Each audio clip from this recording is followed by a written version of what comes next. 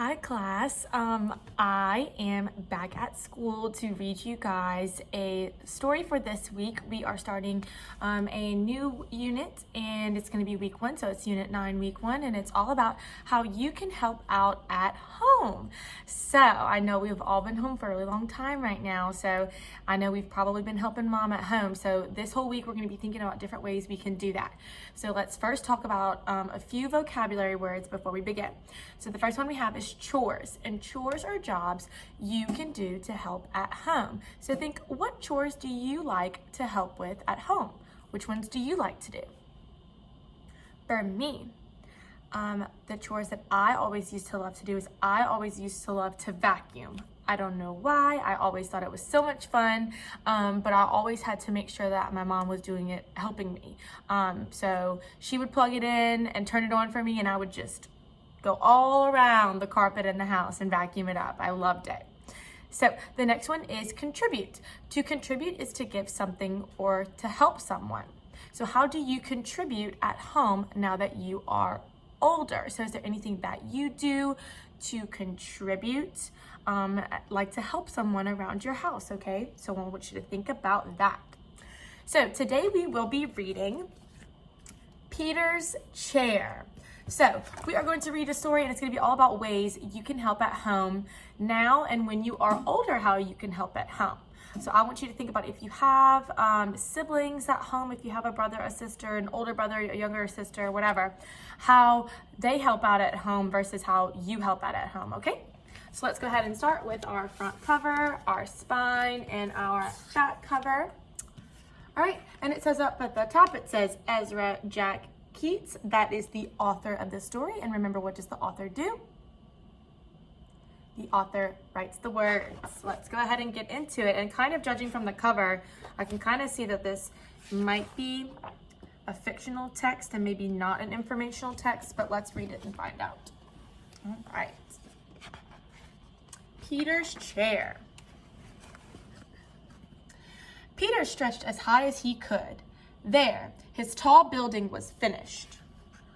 We know how to make those, right? We make those in STEM centers. Uh-oh. Crash! Down it came. Shh, called his mother. You'll have to play more quietly. Remember, we have a new baby in the house. Ooh. Peter looked into his sister Susie's room. His mother was fussing around the cradle. That's my cradle, he thought, and they painted it pink. The cradle right here, and they painted it pink. Hi, Peter, said his father. Would you like to help paint Sister's high chair? It's my high chair, whispered Peter. Uh-oh, I see a little problem. He saw his crib and muttered, My crib, it's painted pink too. Not far away stood his old chair. They didn't paint that yet, Peter shouted. He picked it up and ran to his room. Let's run away, Willie, he said. Peter filled a shopping bag with cookies and dog biscuits. We'll take my blue chair, my toy crocodile, and the picture of me when I was a baby. Willie got his bone. So he's packing up to run away. That's kind of scary. They went outside and stood in front of his house. This is a good place, said Peter. He arranged his things very nicely and decided to sit in his chair for a while. So you can see his crocodile, his chair, his picture of when he was a baby. But he couldn't fit in the chair. He was too big. His mother came to the window and called, Won't you come back to us, Peter, dear? We have something very special for lunch. Peter and Willie made believe they didn't hear, but Peter got an idea. Soon his mother saw signs that Peter was home. That rascal is hiding behind the curtain, she said happily. Look right here, he's hiding behind the curtain. She moved the curtain away, but he wasn't there. Look at that. What did he do? He must have put his shoes right there to make it look like he was behind the curtain. And when she moved it back, it was just his shoes.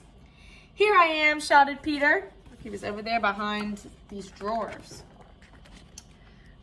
Peter sat in a grown-up chair. His father sat next to him. Daddy, said Peter, let's paint the little chair pink for Susie. That's kind of sweet. And they did. All right, so that's the end of our story, Peter's Chair. So think about if you maybe have a younger or an older sibling, maybe how you had like a hand-me-down, this chair that Peter is talking about. He loves this chair, but he can't fit in it anymore. And they're giving all of his other small things to his younger sister, Susie. And finally, at the end of the story, he comes around and now he wants to help out at the end of the story. So we talked about it before we began. Was this a fictional story or an informational story? It was definitely a fictional story. We saw from how it looked in the story with the dog and mom. That's not really what we would see in real life, but it was very pretty, right? All of the drawings. But yeah, okay, so when you get older, just like Peter did, think about ways that you can help out around the house, okay? And I want you to compare that to whatever sibling you have. And if you don't have a sibling, use your imagination and think about ways that you can help out around the house, okay? Maybe you have a cousin that you maybe hang out with. Maybe you can help make something for the cousin or help around the house when the cousin is there, if the cousin is younger, okay? Thanks for watching Peter's Chair. Bye.